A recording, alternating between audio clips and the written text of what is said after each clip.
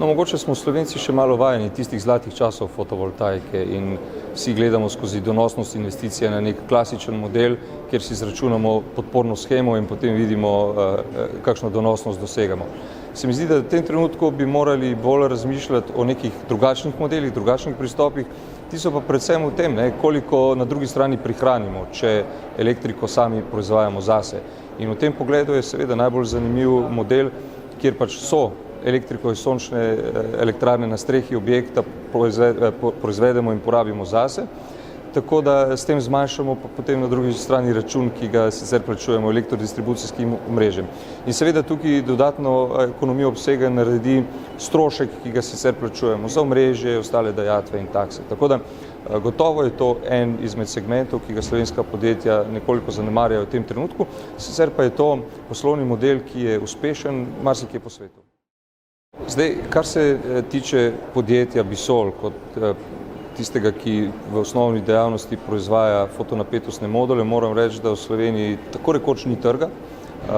Mislim, da ta promocija ali pa to udejstvovanje, ki ga izvaja GEN-I v tem trenutku, je izjemno, se pravi, da šola slovenski trg, da uvaja nove poslovne modele, to je nekaj, kar bi si želeli v večjem obsegu. Sicer pa fotovoltaika po svetu cveti, tako da če želimo biti del te industrije, potem moramo iti skladno z razvojem zadnjih novitet tehnoloških. V Sloveniji nas je fotovoltaika nekoliko presenetila. Zgodilo se je zdaj izjemno hitro.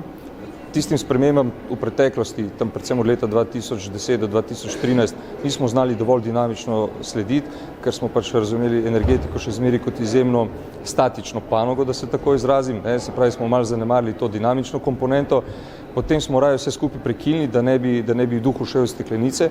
Zdaj pa se mi zdi, da malo spet, ko se oziramo po okolici, vidimo, da smo nekaj pa zamudili in poskušamo postopoma nadoknaditi. Tako da sem vesel, da se mogoče v zadnjih 12 mesecih o fotovoltaiki v Sloveniji bistveno več govori kot pa preteklih nekaj let in gotovo to pomeni za panogo nekaj dobrega. Veste, razvoja človek ne more ustaviti, tako gre zmeraj naprej in fotovoltaika je del tega in v tem kontekstu bo tudi fotovoltaika v Sloveniji ponovno spet zaživela. Če se izrazim tako potehnično, smo v nekem vrste prehodnem pojavu in pravi trenutek, pravi vzpon tega prehodnega pojava, se pravi ta točka preloma, se mora zgoditi v naslednjih 3 letih.